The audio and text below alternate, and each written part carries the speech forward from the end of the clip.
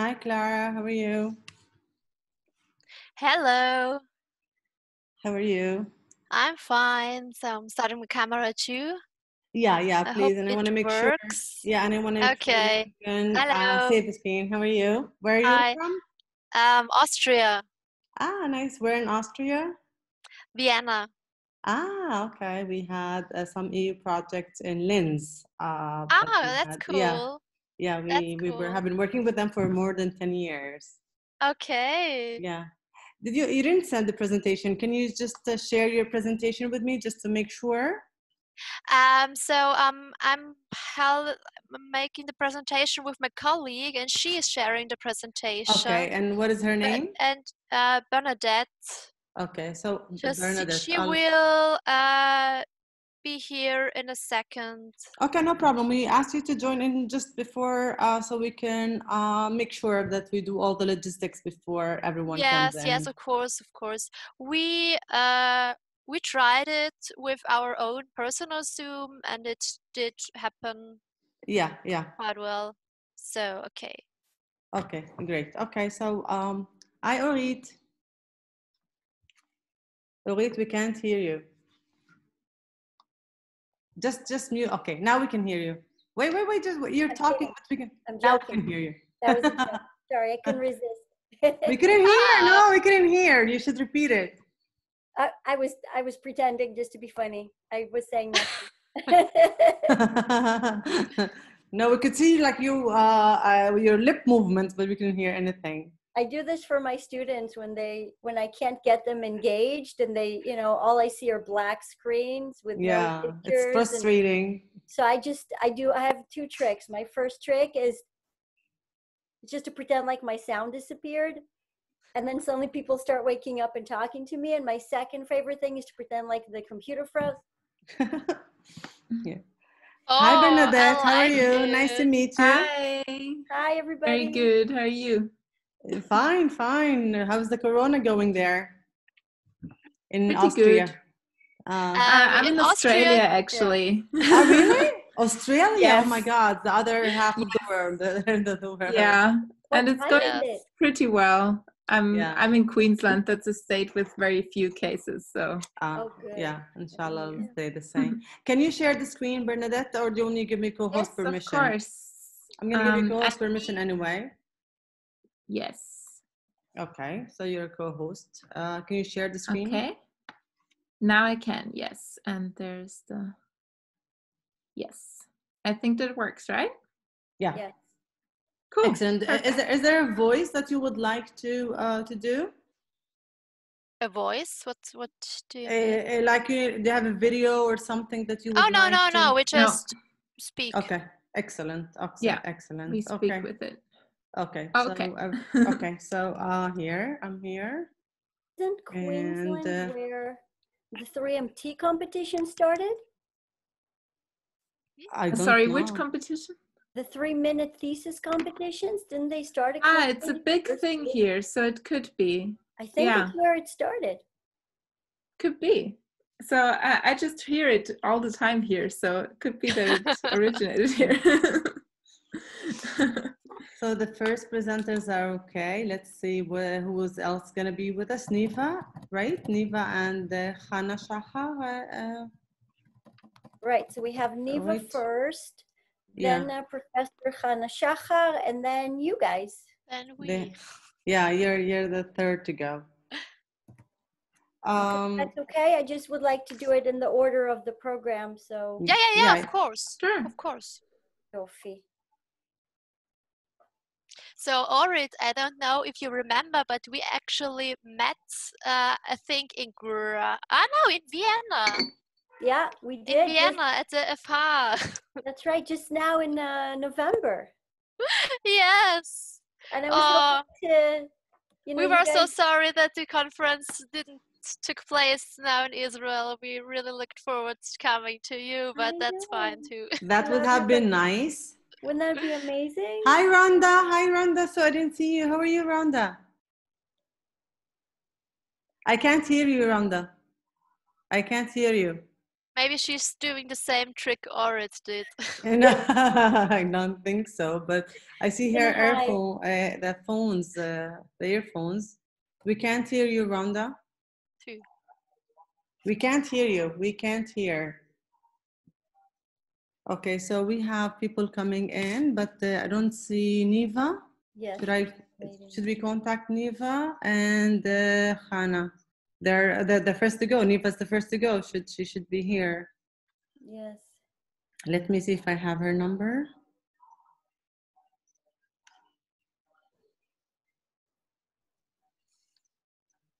Let me call her.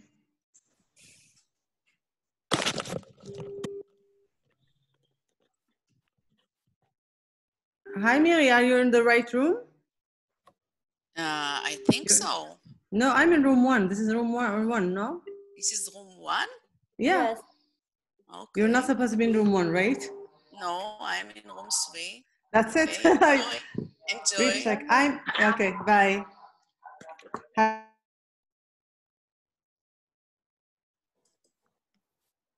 Well, in Clara, in 2021 next year, I think you guys are supposed to have another conference. Yeah, we're supposed to have the AFCA conference. It should have been taking place this year in Graz. It's a really That's big right. conference. There was the big one in Graz. Yeah, but they postponed it until next year. Nice. So maybe I'll see you there. Yeah, maybe. That'd be nice. Yeah. Have you had planned visiting Graz this year? I didn't because I went in November and I knew this was going on. Yeah. In the summer, Yeah. and I'm chairing and everything, so I didn't see how I would get the chance. So I remember we talked and we said, and then maybe we'll have another one so you guys can actually come to Israel. Yeah, that would be great. Yeah, you can see the ocean and stuff. Yes. Yeah. And then maybe I'll see you guys in Graz because maybe this is my chance. I really wanted to go. Yeah, and next year, hopefully. Fingers crossed. Yeah. All right, so here's what I'm thinking. I would very much would like to, even though it's not very Israeli, for people of Austrian descent, this may seem very obvious, but here in Israel, beginning on time is, but we're gonna make sure we begin right on time. And so if Neva takes a little bit longer, and we're still also waiting for, אני רק רוצה לוודא שהכל בסדר.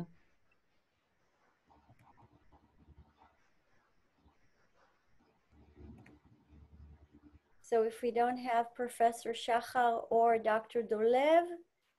No, Dolev, I'm talking to Dolev. She has a technical problem. I'm just on the phone with her, Orit. So just give me a second. No, sure.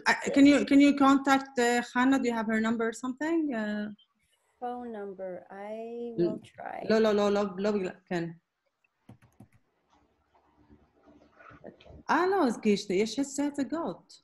את עושה שתי הצגות? אוקיי. אז אנחנו צריכים אותך. אוקיי.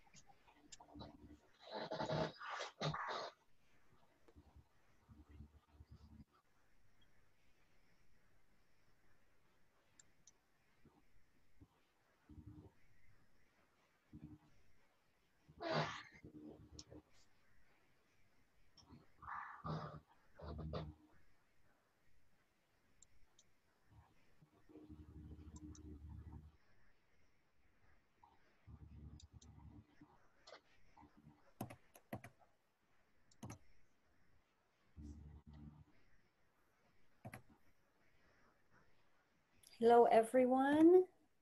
We are going to get started in a few minutes. I see everybody here. Good. So we will get started in a few minutes. We'll do our best to begin right on time, if possible. If we can Yeah, find. just give me a everybody. second. I'm still on the phone with Niva. So, So if just you a can second. please check. Hannah is with Niva. Niva is going to present two things. So they are both, Niva is going to present both of the presentations, the first and the second one.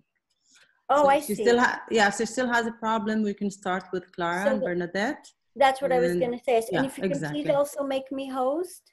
Yeah, I'm sorry. Just think Good. Okay, so Clara and Bernadette, can you begin? You will begin. Then we'll give Niva a minute to. Yes. Good, but we have a few minutes. We're going to start exactly at 10:15. I'll say a few words to kind of introduce, welcome everybody. Then you guys are going to go. Cool. Hello, everyone.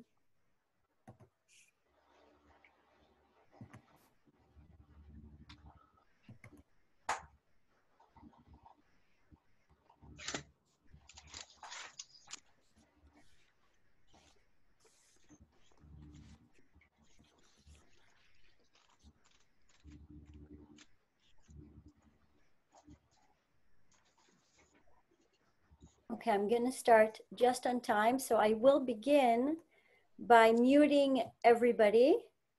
And that means Clara and Bernadette that I will also be muting you guys, but then just unmute. You're the only ones who are allowed to unmute whenever you wish. Okay. Okay, and then everyone else, if here I'm going to mute all. Okay, and then everybody else, what I would like to ask is if you have any questions to write them in the chat or keep them till the end. And then, so we're going to let Clara and Bernadette finish.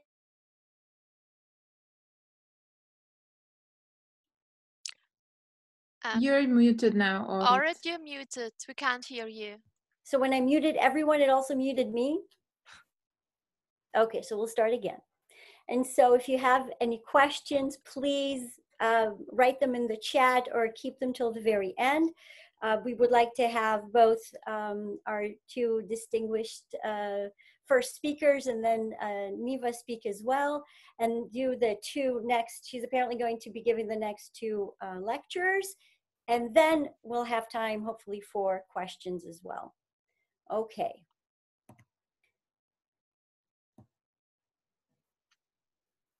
All right, so welcome, good morning. My name is Orit Rapkin. I'm going to be chairing our first session, Writing and Soft Skills. With us on the technical support, if you already saw her, is Manal Yezbak Abu Ahmed. I'm trying to say her name correctly. Yeah, thank you. You got it. I'm trying, yes. We have, people from all over the world, all different names. And she's from Machon Mofet's Technology, Education, and Cultural Diversity Center. And thank you for helping us here and being with us. And we have a truly international meeting this morning. We're from Israel, from Australia, and Austria, all of us here together. So I want to remind everyone that this is recorded and the recording will be available online. As I said, all listeners will be muted. Each person will be speaking for each lecture will be 10 minutes, and then we'll have time afterwards to talk and to ask questions. And we will be able to stay an extra 15 minutes if anybody has time or is able to. So, if we, it really isn't a lot of time. So we have a little bit after, and then, all right, so I'm going to stop talking. And Clara and Bernadette, please take it away. Thank you, Orit. Okay, so let me share the, thank you, Orit. Clara. So, yes, hello and welcome to our presentation. I'm Clara Dreo. And I'm Bernadette Huber. Today I'm living in Austria and Bernadette is living in Australia. But 5 years ago, we were both in Austria, where we conducted a study at the University of Vienna. And today we will reconstruct this research process for you. And this conference allowed us to apply some concepts onto it, and which we will do for you. And during our presentation, I will provide you with our story, our own experience and narrative, and Bernadette will interpret it using the concept of third space. So just a little bit of background. You need to know about us. So we met in 2015 at the University of Vienna, where we both were writing mentors. As a writing mentor, you are a student helping other students. You're unpaid and you're still a queer, and you help a peer, and you're helping them in regard academic writing, researching, all that stuff. And Bernadette will tell you something about the concept of third space you need to know. Yes, so what do you need to know about third space as a background to this? It's important that third space actually originated in cultural studies, but Whitchurch was the one who applied it to higher education, and more specifically to the space between the academic and professional at university. So she actually did research on people who worked in blurred or blended roles. So they might have a part of their work that is academic and a part that is professional. An example would be a learning strategies advisor who works with academic concepts and often has an academic title, but the job at the university is actually categorized as professional. And we feel that we were in such a blended role ourselves. Why do we think that? So for a third space, you always need a binary. And we argue that our binary was the student-teacher binary. So as a student, of course, we were still students, we were learning, but we also were mentoring and tutoring. We were not only learning the principles of research, we were already teaching them actually to other students, and also about the principles of academic writing. And we were able to do this and gained legitimacy by undergoing a selection process and training. So that's how we got into this third space, and we think that's what shaped our experience with this research project. So we really liked our role. We loved teaching and helping other students, but at the same time, we felt a little bit frustrated because we felt that we did part of an academic's job, part of an academic writing instructor's job, but without getting any recognition for it, any prestige or money for it.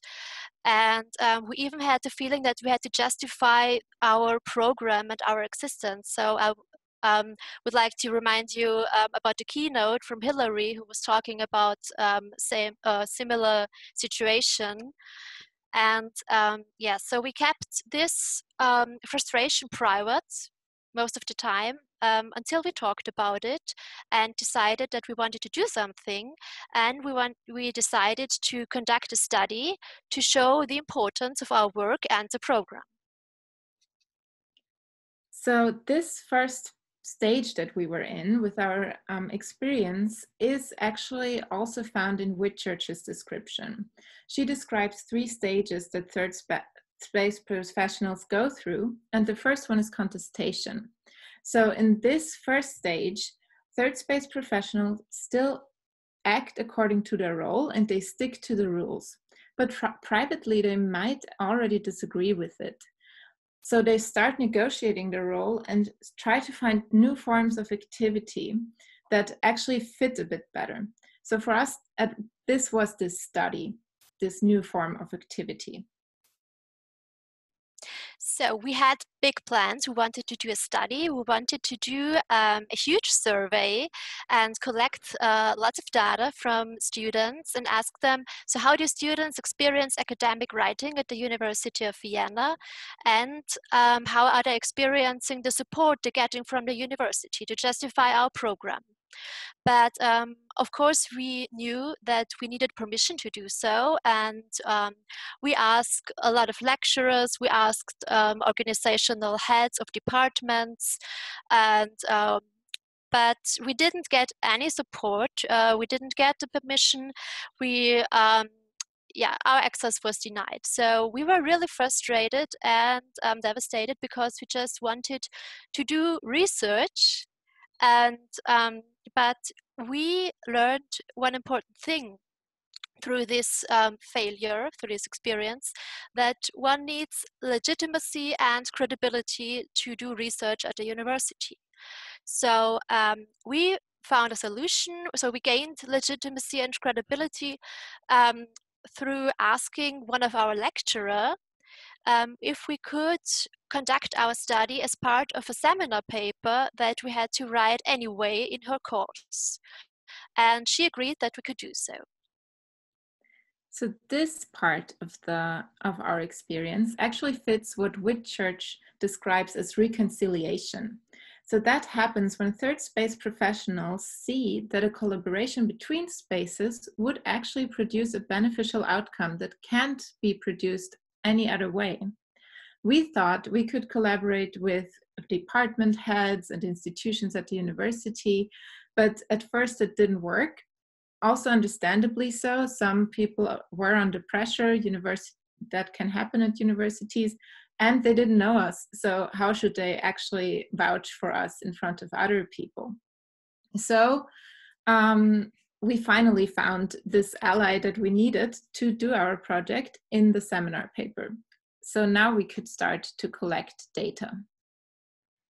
So we questioned over 100 students, and the results were 89 complete questionnaires with both qualitative and quantitative questions.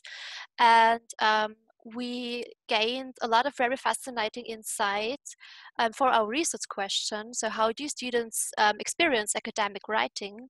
And one thing we found out was that the feelings they associated with academic writing were highly contradictory. So they in one and the same utterance, they mentioned both very strong positive but also very strong negative feelings towards academic writing. And what took us by surprise was that their feelings they reported were independent from previous performance on writing tasks. So despite the fact they had performed quite well and had good grades, they were still very insecure about their academic writing.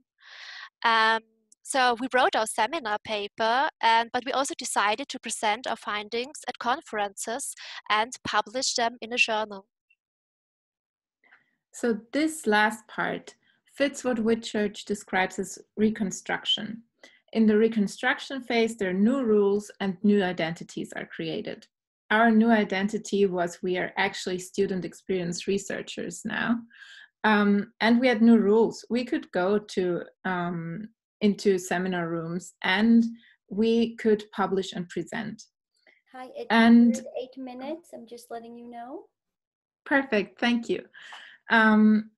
So yes, so looking at that, we fit the 3 stages, but what we also saw was that Whitchurch described contradictory feelings. She says that third space professionals have this feeling of opportunity and risk when they're in the third space, because of course there's a bit more room so they see opportunity, but there is risk because the rules are not as defined often.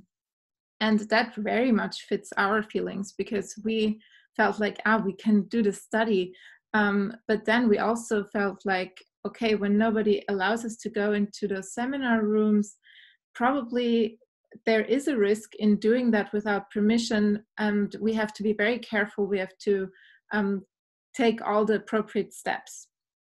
But then, yes, that fits our experience. And then we thought, actually, this also fits our students' experience that they reported in the survey, because they also described contradictory feelings. So we thought, are they maybe writing in a third space?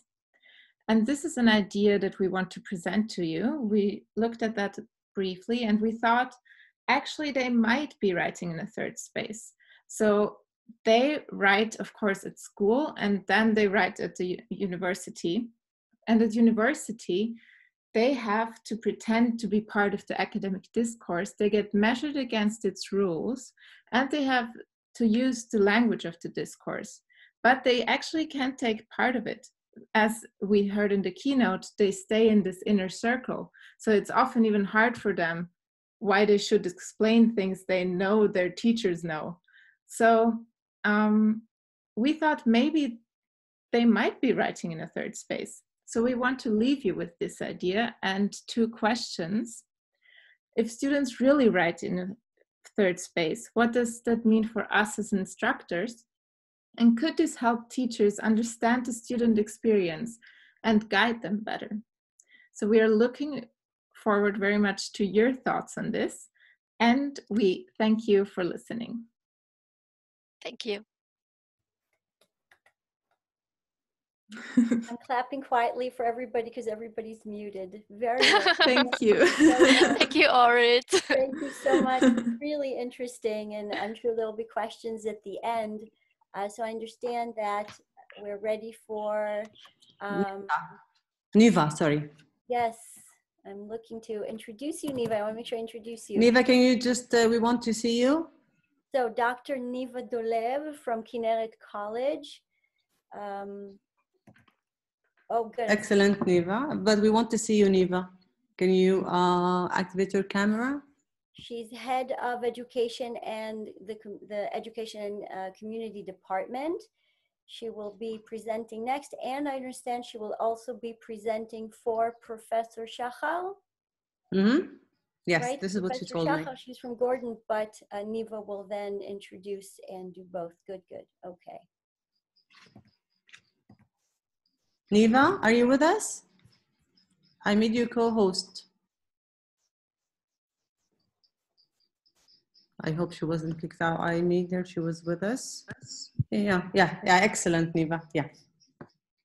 Is Niva here with us? Yeah, Niva's with us. We can see her, but we can't hear. Niva, can you talk?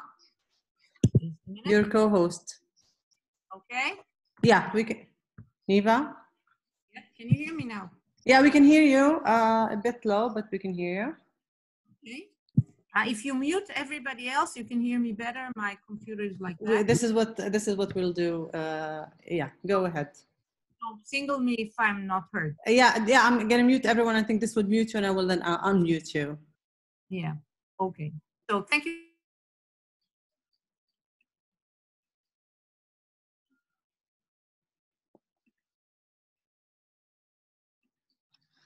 Did we also mute Niva? Yeah. I'm gonna change the. Go ahead, Niva. Niva.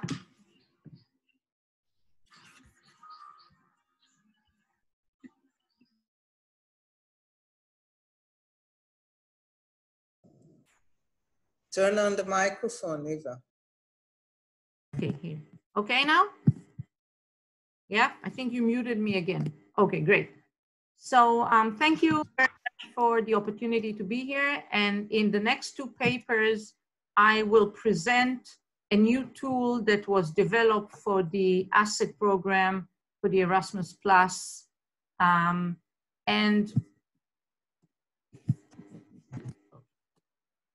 actually what our starting point was that, there's an increasing discussion about 21st century skills. If 10 years ago we had to convince everybody that the world is changing, we don't have to do it anymore now. And we realize that in order to survive and succeed and flourish in the 21st century, we need to cultivate a wider set of skills than ever before. And if we could get by with just being studious or having good grades or knowing one thing, it is not enough now. And one of the main set of skills that is highly required for the 21st century is soft social emotional skills. And we've been discussing the notion of soft skills versus hard skills. By the way, they're not called soft skills anymore. They're called core skills, critical skills, essential skills, and so on in the literature. And most of them belong, depending on the model you're using, but they belong to the social emotional group of competencies And a lot of research shows that it's important for our well-being, interpersonal relationship, also for students learning, but also for their future success in the world. And by the way, whatever profession that they will be choosing. So regarding that these become and recognized and evidence that they are important for students, it appears to be important to cultivate them in higher education settings, which are, by the way, kind of the last threshold towards adulthood. So it doesn't mean that we don't have to do it as of preschools and on, and we are involved in processes like these as well.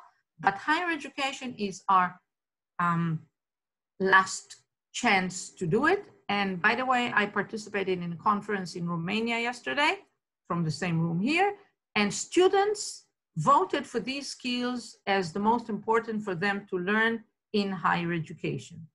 Our starting point was also that there is research that we can integrate social emotional competency development in higher education, and it has many benefits. However, the current state in academic institutions is that although recognized now more and more, it is still not widespread in institutions. The focus is still a lot of times mainly cognitive, and if not, then it would be practical, practical tools.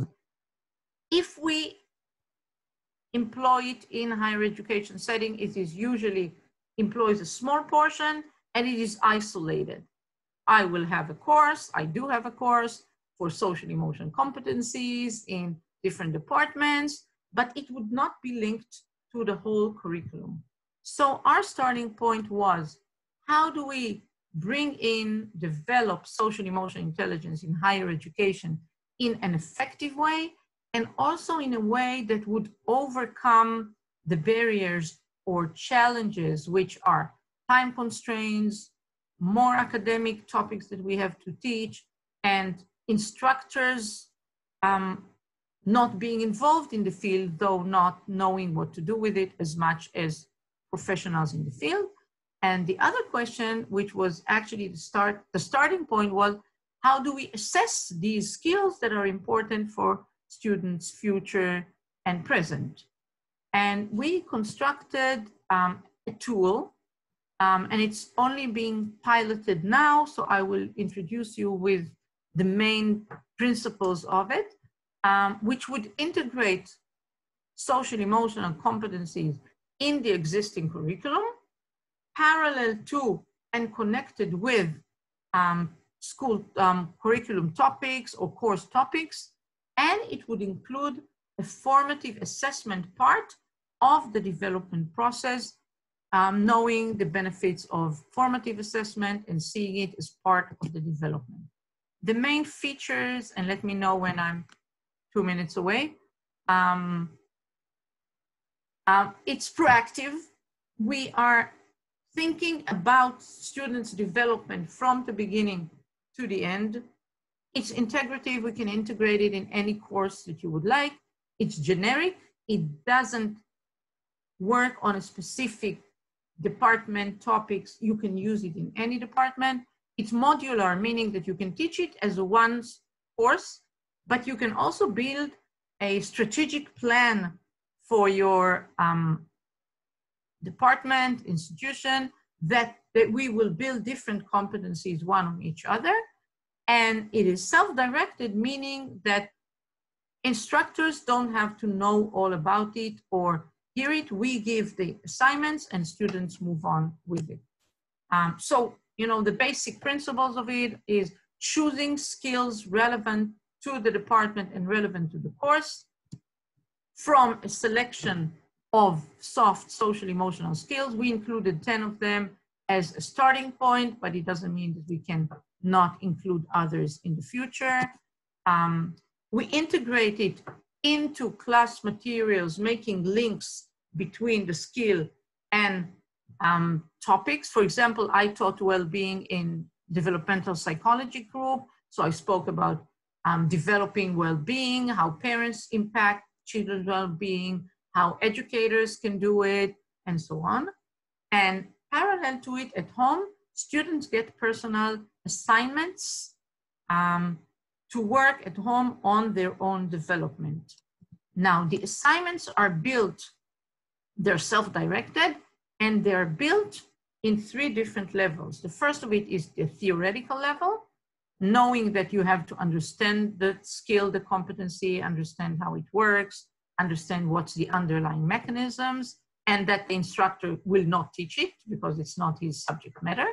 Second one is guiding the students to make connections between the competency and the subject and the work and their future work, say anything. And then development exercise that would guide them through developing their own. And now this is designed for a semester-long course. Of course, we can prolong it to a year course, anybody would like to. And in the tool, we provide all the assignments according to this order, and students can do them at their own pace as long as they get to the end of the course on time. So these are kind of the main thing, and this is the map. I think I should probably be done by now. Right, Orit? Yeah, I was just going to tell you, you're exactly at 8 minutes now. Okay, so how does the program go? We start by planning, us the instructors, what is the right or the most suitable skill that we want to do, where will we do the links, and how do we start it? We start at the first day of the first lesson, second lesson of the course by presenting the idea of soft skills, the specific skills, and the way we're going to work through it parallel to the course. We start with providing experimentation, the assignments to the students, and the order is starting with your theoretical aspects, which could be a short article, it could be a TED Talk, it could be a YouTube, or anything that would get them through with a few guiding questions.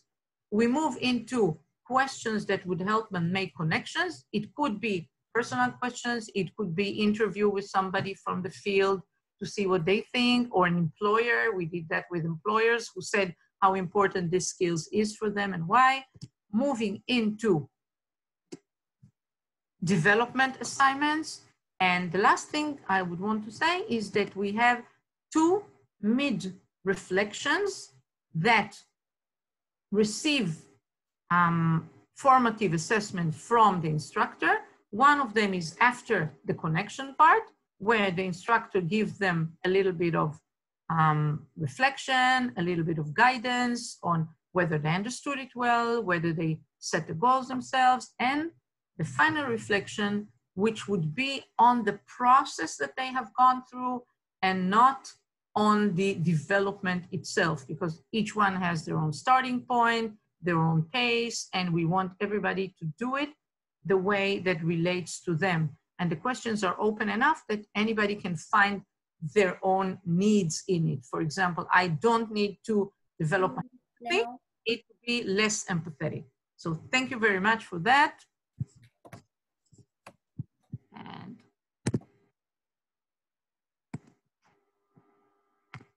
okay, do we move now to the next one? Yes, thank you very much for Because very, you're very stuck with me interesting. again, you know. You're gonna change a hat now, Change Niva. your hat, yes. Yeah, I'm changing to the next one and I'm presenting 4. And by the way, okay, you can see? Yeah. Yeah. Work we've done was with Lior Schneider, who's here with us, and at Hi, the Leo. Dasa College, and now we're presenting the work. We were the same group at the Asset, and we were working, the 5 of us together. And what the second group, or what we will present in that presentation, is the way to use writing to assess this process that we have presented in the first presentation. So, you know, we know there's a growing need, and it's the thing is with social emotional competencies is they're typically measured quantitatively and in a summative way. I've done a few emotional intelligence, social emotional competencies test, and I was told you are high on your empathy, you're not very high on your assertiveness, so on and on. And we thought this is not the right way to assess students' progress. We would like to assess them on being engaged, on going through the process, on giving chance to it, on learning from it, each from their own starting point. And this is what guided the assessment part of it. And we said, what are the mechanisms that support the development of soft skills in academic setting in general and in our way of implementing it specifically? Second question is, how do we assess this process that we are going through, or processes in general? Because this tool that we presented is very flexible. You can use part of it, you can use only the assignments, you could use the assignment in class, you can do them out of class. But how do we know that we made an impact, that the students have developed? So when we were looking at our tool and the way we constructed it, and we said it's to overcome problems, we would change the whole, maybe we would change the whole system altogether and focus on social emotional competencies, but we can't do it yet. So how do we do it in our current situation in higher education? And we were focusing in this paper on the formative feedback that we would give students on their journey. And we were looking into when the students go through all these stages and they're being presented and they're making connections to the materials and they're going through the assignments with the road list they have, they would document all their journey in a reflective journey. And we thought this would be a way that would help them develop and that we could help them develop by a formative assessment and walk this through with them. So the journal, the diary would be one of the development and assessment tools that we have decided. And by the way, when we did the roadmap that we showed in the first presentation, we also started doing a digital one where students can, on the red numbers, they can open the assignments, they can submit them in the green assignments, and they would get feedbacks on the yellow points. Now, an instructor is advised to give at least two summative reflections or guidance, but they can do, of course, more than that. We have some that piloted this and did every assignment, gave something or a few words, but this is kind of only the basic part because we know how busy everybody is. And the diary walks through all the assignments and students reflect on each one and every one of them. They document the assignment and they document their reflections from it. Now, why reflective diaries? Why did we think they're right? Because emotional intelligence, a very big part of it is engaging in self-awareness and being able to express our feelings, thoughts, processes, both orally and in writing. So this seemed like something that would fit very well into the social emotional framework we did. So what did we expect reflective diaries to do? We expected them to develop kind of an inner dialogue for the students concerning the feeling, thoughts, and behaviors. We thought that maybe the exercises themselves may be a little bit too focused or a little bit short or a little bit practical. And I would give a few examples if I have time. And engaging in writing about it is exactly what social emotional competence or maybe emotional intelligence at the basis of it is. So anything you feel, you think, you did, you observed, you're behaving would go into the diaries. It would also promote their awareness to their own soft skills, not only to their feeling and emotions, which is the basic of emotional intelligence, but also in a wider sense to their skills, 21st century skills, soft skills, and so on. It would enhance their awareness of the process that they're going, kind of metacognition, thinking about what they've they're going through. It would help them understand the concepts, because a lot of times when you write and you have to explain yourself, you understand them better. It would help them with expressing their ideas, their feelings, their thoughts in writing, which is, and I'm linking it to the first presentation we saw, it is part of the academic writing, but also part of the processes we want our students to go through. And it allows instructors to know what they have gone through, relate to it, guide it, connect to it, and provide them the support they need, because we know that social emotional development, and Boyatsis talked a lot about it, is relationship-based. Although you can develop on your own, read materials, do exercise on your own time, it is highly relationship-bound. And the relationship with the instructor, who is not instructing social emotional competence, but their own topics, would be through these diaries. And it would give them kind of a glimpse into the journey that the students are going, and will help them, guide them, move them through. By the way, inherent in the tool, we have guidance for the instructors of what to look for, because we don't expect everybody to know it. And what are the criteria for assessing, or I don't like the word assessing, relating to the journey diaries? It's about the dedication, the involvement, the readiness to become engaged and explore these things, the ability to allow looking into me some self-disclosure, the ability to mirror processes. And it doesn't matter if the student says, you know, I've looked into myself and it has no relation to me, and I can explain why. Engaging in metacognitive thinking, you know, and somebody can say, you know, I'm not sure about it. I'm not sure I understood it well. I'm not sure it relates to me. But being able to be honest and have critical thinking, creative thinking, thinking out of the box, connecting the dots, and expressing them in writing, which is what we expect the diaries to do. And being able to articulate them well. Now, we do not expect students to be able, you know, if they didn't do